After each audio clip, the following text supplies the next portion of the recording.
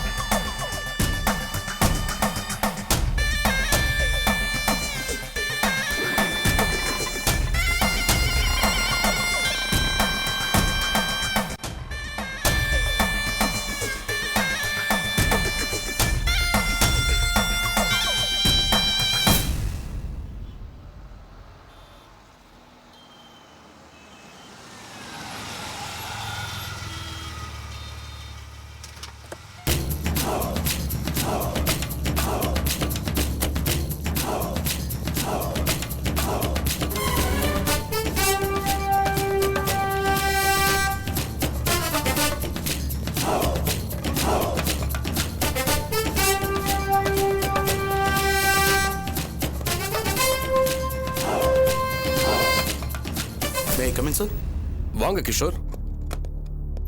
Good morning sir. Well, அந்த மலை மேல இருந்து ஒரு பையன் கீழே விழுந்து இறந்து போனானே, அவன் பேர் என்ன? மேடி சார். எஸ், மேடி. அந்த கேஸ்ல இன்வெஸ்டிகேஷன் எவ்வளவு தூரம் போயிருக்கீங்க? இன்வெஸ்டிகேஷன்ல இனிஷியல் ஸ்டேஜ் தான் சார் இருக்கு. என்னோட அசம்ஷன்ல இது ஒரு மர்டரா இருக்கும்னு தோணுது. அது இல்லாம பாடி மலையில இருந்து கீழே விழுந்ததால எலும்பு எல்லாமே டோட்டல் ஸ்மாஷ் ஆயிருக்கு சார். ஏன் அது ஆக்சிடென்ட்டா கூட இருக்கலாம் இல்லையா? எனக்கு அப்படி தோணல சார். ஏன்னா சம்பவம் நடந்த இடம், நேரம் இதெல்லாம் வச்சு பார்க்கும்போது யாரும் அவனை மேல இருந்து கீழே தள்ளி விட்டுப்பாங்கன்னு தோணுது சார். இதெல்லாம் ஓகே. இது வரைக்கும் உங்க இன்வெஸ்டிகேஷன்ல எந்த தகவலுமே கிடைக்கலையே. அதை டீல் பண்ற ஆபீசர் யாரு? Mister Janardhanan sir. ஜனார்தனன். அவர் ரொம்ப திணறிட்டு இருக்கார் போல இருக்கு. நீங்களே இந்த விசாரணையில நேரடியா இறங்கிடுங்களேன். சீக்கிரமா ஒரு ரிசல்ட் காமிங்க. Okay sir. மிஸ்டர் கிஷோர், நீங்க கொஞ்சம் சீக்கிரமா கண்டுபிடிக்கணும். என்ன வேணாலும் பண்ணிக்கோங்க. ஆனா அந்த கேஸ்ல யார் குற்றவாளின்னு முதல்ல கண்டுபிடிங்க. Sure sir. மீடியாக்காரங்க தொல்லை தாங்க முடியல. I try my level best sir. Okay, வரேன் sir. Thank you. All the best.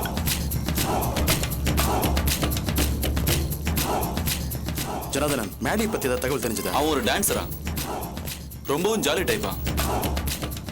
எப்ப பார்த்தாலும் பார்ட்டி டான்ஸ்னு சுத்துறவானா. அடிக்கடி ஈசிஆர் ரோட்ல பைக்ல கார்ல ஸ்பீடா போவானா. 2-3 தரம் அவன் பைக் ஓவர் ஸ்பீடுன்னு போலீஸ் ஸ்குவாட் பிடிச்சிருக்காங்க. கோர்ட்லயும் ஃபைன் கட்டியிருக்கான் சார். இதுல இருந்து அவன் உருப்படாத பையனை தெளிவா தெரியுது சார். அதெல்லாம் இருக்கட்டும் சார். அவன் கடைசியா எங்க தங்கியிருந்தான்னு அவன் ஃப்ரெண்ட்ஸ் கிட்ட எல்லாம் விசாரிச்சு பாத்தீங்களா? வீடுன்னு எதுவும் இல்லையா சார். அவன் பேச்சலர் தானா. ஒரே ரூம்ல ரொம்ப நாள் தங்க மாட்டானா. அடிக்கடி ரூம் மாத்திட்டே இருப்பானா. அவன் ஃப்ரெண்ட்ஸுங்களாம் சொன்னாங்க. அவன் எங்க தங்கியிருந்தான்னு தெரியாதால என்கொயரி ஸ்பீடப் பண்ண முடியல சார். இதெல்லாம் பதில் கிடையாது ஜனார்தனா. ஓகே, அவனை பற்றின டீட்டெயில்ஸை மறுபடியும் என் ஃப்ரெண்ட்ஸ் கிட்ட விசாரிச்சு பாருங்க. Okay sir. கண்டிப்பாக ஏதாவது குழு கிடைக்கும். அதை விட முக்கியம், அவன் கடைசியாக எங்கே தங்கியிருந்தாங்க விஷயம் நம்மளுக்கு கண்டிப்பாக தெரிஞ்சே ஆகணும். ஆமா சார். அதை சீக்கிரம் ஹரியப் பண்ணுங்க. ஓகே, டைம் வேஸ்ட் பண்ணாதீங்க. Okay bye. ஏண்டா இது என்ன சின்ன பிள்ளை விளையாட்டா? உங்க இஷ்டத்துக்கு பொம்மைகளை ஜோடி சேர்த்து விளையாடுறதுக்கு அறிவில உனக்கு? என்னடா இது? மா படபடன்னு பேச நிறுத்திட்டு கொஞ்சம் பொறுமையா நான் சொல்றதை கேளு. என்னடா பொறுமையா கேக்குறது? உங்க இஷ்டத்துக்கு எல்லாம் பண்ணுவீங்களா? அம்மா நான் என்ன சொல்றேன்னா பேசாத, நான் சொல்றதை கேளு. கார்த்திகை நாம எப்படி எல்லாம் பாத்துக்கிட்டோம், யாரோ மாதிரியா கவனிச்சோம்? பெத்த புள்ள மாதிரி, ஒரு குழந்தை மாதிரி இல்லடா கவனிச்சோம். அதுக்கேத்த மாதிரியா நடந்துகிட்டான். அம்மா எவ்வளவு தூரம் பிரியும் காமிச்சேன், என்கிட்டயே நடிச்சுட்டானே. மனநிலை சரியானதுக்கு அப்புறமும் கூட பைத்தியக்கார வேஷம் போட்டிருக்கானே. அம்மா பாரதி, நீ கூட எல்லாத்தையும் மறந்துட்டியடா. ஆனந்திக்கும் உனக்கும் கல்யாணம்னு நம்ம சொந்தக்காரங்க எல்லார்கிட்டயும் சொல்லிட்டேனே. ஆனா இப்ப போய் ஆனந்திக்கு கார்த்திக் தான் பொருத்தம், அவனையும் கட்டிக்கிட்டுன்னு சொல்றியடா. அம்மா நாங்க நல்லா யோசிச்சு பார்த்ததுல நீங்களா யோசிச்சு நீங்களாவே பேசி நீங்களாவே முடிவு பண்ணிப்பீங்களா? பெரியவங்க நாங்க இருக்கிறோமேன்னு கொஞ்சமாவது யோசிச்சு பாத்தீங்களா? நம்ம சொந்தக்காரங்களா எங்க கிட்ட தானே கேட்பாங்க, நாங்க என்ன பதில் சொல்றது? அம்மா புரிஞ்சுக்கோமா. மருமக இவதான்னு மனசுக்குள்ள நினைச்சிட்டு இருந்தேனே, எனக்கு ரொம்ப ஏமாற்றமா இருக்குடா. அம்மா நீ சொல்றது எனக்கு புரியுதுமா. என்னடா என்ன புரியுது? அம்மா நீ சொல்றதுல இருக்க நியாயம் எனக்கு புரியுதுமா. ஆனா அதை நல்லா யோசிச்சு பார்க்கும்போது பாவம் கார்த்திக் ஆனந்தியை வெறித்தனமா லவ் பண்ணிட்டு இருக்காரு. ஆனா நான் அந்த மாதிரி அது முடிஞ்சு போன கதைமா. அம்மா எல்லாத்தையும் விடு. அம்மா இங்க பாரு, நானும் ஆனந்தியை விரும்பினேன், ஒத்துக்கிறேன். ஏன்னா எனக்கும் ஆனந்தி வேணும்னு ரொம்ப ஆசைப்பட்டம்மா. இவன் நமக்கு மனைவியா கிடைக்க மாட்டாளன்னு நானும் ரொம்ப எதிர்பார்த்தம்மா. ஆனா கார்த்திக் என்ன மாதிரி இல்லம்மா. அவர் என்ன அவ்வளவுதான் கார்த்திக் திரும்பவும் பழைய நிலைக்கே போயிட்டாருன்னா, நானாவது நாளடைவில் அப்படியே சரியாயிட்டு அப்புறமா கொஞ்ச நாளைக்கு அப்புறம் எனக்காக நீ பொண்ணுலாம் தேட ஆரம்பிக்க மாட்டியா? ஆமா கார்த்திக், ஆனந்தின்னு ஆனந்திக்காக எவ்வளவு இழந்திருக்காரு. இன்னும் ஆனந்தி கிடைக்கலன்னா அதுக்காக இழக்கவும் தயாரா இருக்காரு. இந்த உலகத்துல ஆனந்தி தவிர வேற யாருமே இல்லை. ஆனந்தியும் கிடைக்கலன்னா அவர் என்ன ஆவார்னு சொல்ல முடியாதுமா. என்னை விட ஆனந்தி கார்த்திக் ஜோடி தான் ரொம்ப நல்லா இருக்குமா. நான் அப்படியே கடைசி வரைக்கும் ஆனந்திக்கு ஒரு நல்ல ஃப்ரெண்டாக இருந்துட்டு போகிறேன், கூடவே இருப்பேன். அம்மா நினச்சி பாரு, இதனால எனக்கு எந்த வலியும் இருக்காதா, எந்த உணர்ச்சியுமே இருக்காதா? அம்மா ப்ளீஸ் நீ கொஞ்சம் புரிஞ்சுக்கோமா. இனி நான் என்னடா சொல்றது? எல்லாம் உன் இஷ்டம். அம்மா அம்மா என்னால் உங்ககிட்ட பேசி சமாளிக்க முடிஞ்சது. ஆனால் அப்பாட்ட என்னால் பேச முடியாதும்மா. நீ தான் பேசணும் ப்ளீஸ். டேய், நான் எப்படி அவர்கிட்ட?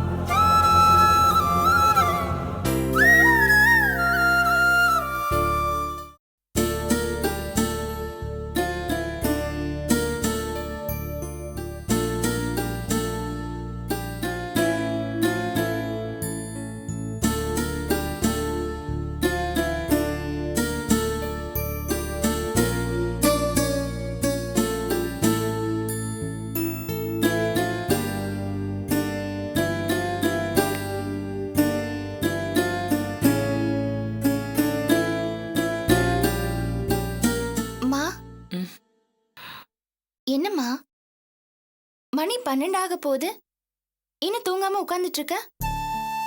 என்னாச்சு? உடம்புக்கு ஏதாவது பண்ணுதாம்மா? என்னாச்சு? அபி, என்னம்மா?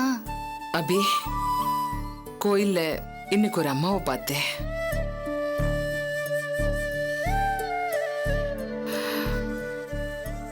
அவங்க சொன்ன விஷயங்களை கேட்கும்போது எனக்கு எதுவுமே ஓடல அபி. யாரும்மா அந்த அம்மா? அவங்க என்ன சொன்னாங்க? அவங்க யாரோ, ஆனா பார்க்கிறதுக்கு நல்லவங்களா இருந்தாங்க. சின்ன வயசுலயே புருஷன் கூட பிரச்சனை ஆகி விவாகரத்து பண்ணிட்டாங்களா. வசதியானவங்களா, ஆனா குழந்தை இல்ல. நிறைய காசு பணம் இருந்தோம் வயசான காலத்துல அவங்கள கவனிக்கிறதுக்கு யாருமே இல்லையா? தனிமரமா நிக்கிறாங்களா? கோயில்ல மயங்கி விழுந்துட்டாங்க. நானும் சாரதாவும் தான் அவங்களுக்கு உதவி பண்ணோம். அவங்க பேசுறதெல்லாம் கேட்கும்போது எனக்கு உன்னோட ஞாபகம் வந்துடுச்சு அபி.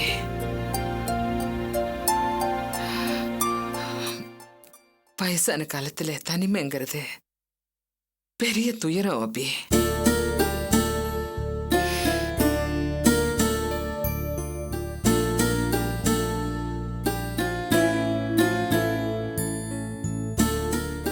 என்னம்மா பேசாம இருக்கேன்?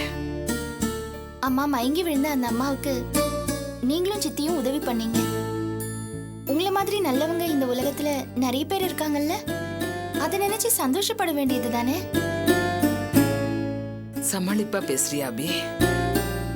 நான் உன்னை பத்தின கவலையோட இருக்கேன்.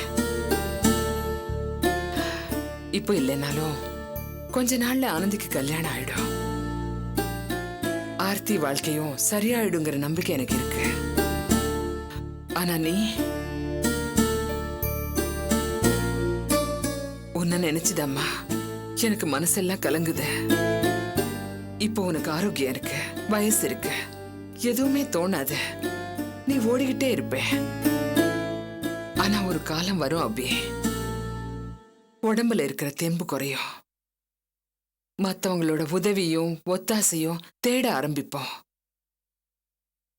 நம்ம மேல அன்பு காட்டுறதுக்கு நிச்சயமா ஒரு துணை வேணும் அபி. அம்மா யாருக்குதான் வயசாகாம இருக்க போதுமா? அது வர வேண்டிய சமயத்துல வரும். அப்ப எந்த சூழ்நிலையில நம்ம இருக்கோமோ அதுக்கேத்த மாதிரி சமாளிச்சு நம்ம வாழ வேண்டியதுதான். அதை நினைச்சு ஏன் நம்ம இப்பவே கவலைப்படணும்? துணை இல்லாட்டி பிற்காலத்துல ரொம்ப கஷ்டம் அபி. அதையே நீ யோசிக்க மாட்டேங்கிற. நான் இப்படி யோசிக்கிறேம்மா. துணைங்கிற பேர்ல ஒரு தொந்தரவு எனக்கு வந்து சேர்ந்துட்டா, நீ சொல்ற அந்த வயசான காலத்துல இம்சை தர மாதிரி ஒரு கிழட்டு புருஷன் என் கூடவே இருந்தா அப்ப வாழ்க்கை எனக்கு நரகம் ஆயிடாதா? இது விதண்டவாதம் அபி. இல்லம்மா, நீ பார்க்க மறுக்கிற ஒரு யதார்த்தமான விஷயத்தை தான் நான் சொல்றேன். வயசான காலத்துல துணை வேணும்னு புருஷனையும் புள்ளைங்களையும் நம்ம ஊர் பொம்பளைங்க விழுந்து விழுந்து கவனிக்கிறாங்க. ஆனா எத்தனை புருஷனும் புள்ளைங்களும் பொண்டாட்டியையும் அம்மாவையும் பிரியமா பாத்துக்கிறாங்க? கொஞ்சம் யோசிச்சு பாருமா. பொண்டாட்டிக்கு வயசு ஆனா கூட தன்னை விட வயசு அதிகமான புருஷனுக்கு பணிவிட செஞ்சுதான் ஆகணும். நம்மள மாதிரி அவளுக்கும் பாவம் வயசாயிடுச்சுன்னு எந்த புருஷன் நினைக்கிறான்? வயசானாலும் செத்தே போனாலும் நம்ம ஊர் ஆம்பளைங்க தான். உனக்கு ஒரு துணை வேணும், உனக்கு ஒரு துணை வேணும்னு பொம்பளைங்களை பார்த்து சொல்றீங்களே, நம்ம ஊர் பொம்பளைங்க தாமா ஆம்பளைங்களுக்கு ஆதரவா துணையா இருக்காங்க. எத்தனை ஆம்பளைங்க பொம்பளைங்களுக்கு துணையா ஆதரவா இருக்காங்க? விரல் விட்டு எண்ணிடலாம். போதும்மா, எங்கேயாவது யாரையாவது பார்த்துட்டு வந்து கண்ட விஷயத்தை ப்ளீஸ் என்கிட்ட நீ பேசாத.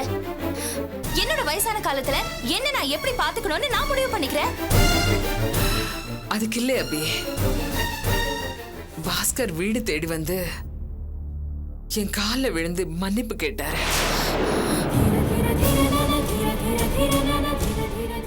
நான் உன்னை புதுசா ஒரு துணையை தேடிக்க சொல்லல. பாஸ்கர் திரிந்து வந்து தப்ப உணர்ந்து மன்னிப்பு கேட்கிறாரு. உன் கூட சேர்ந்து வாழ ஆசைப்படுறாரு. அவரை பத்தி நீ கொஞ்சம் யோசிக்க கூடாதா அபி? ஆமா, பாஸ்கரை பத்தி எனக்கு நல்லா தெரியும். அவரால நான் பட்ட கஷ்டங்கள், நம்ம குடும்பம் பட்ட அவமானம், அதனால ஏற்பட்ட காயங்கள் என் மனசுல இருக்கு. அதெல்லாம் உண்மைதான் அபி. ஆனா அந்த மனுஷன் இப்ப திருந்துட்டாரு. என்னால அது உணர முடிஞ்சது அபி. இருக்கலாமா, இருக்கலாம். ஆனா அவரால ஏற்பட்ட காயங்கள் என்ன வேற மாதிரி ஆக்கியிருக்கு. பாஸ்கரோட மனைவியா ஆகிற மனநிலையில இப்ப நான் இல்ல. ஆனா எனக்கு என் பொண்ணு அபி எப்பவும் ஒரே மாதிரி இருக்கணும். என் பொண்ணு நல்லா இருக்கணும். அம்மா ப்ளீஸ், நீ புரியாம பேசுற. இல்ல அபி, நான் புரிஞ்சுதான் பேசுறேன். நீங்க எல்லாம் என்ன 10ஆம் பசலியா நினைக்கிறீங்க.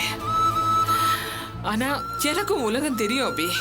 எனக்கு அனுபவம் இருக்கு, அதனாலதான் சொல்றேன். அம்மா ப்ளீஸ் வேண்டாம். உன் பேச்ச நான் கேட்கலங்கிற நிலைமைய நீயே உருவாக்கிடாத ப்ளீஸ்மா.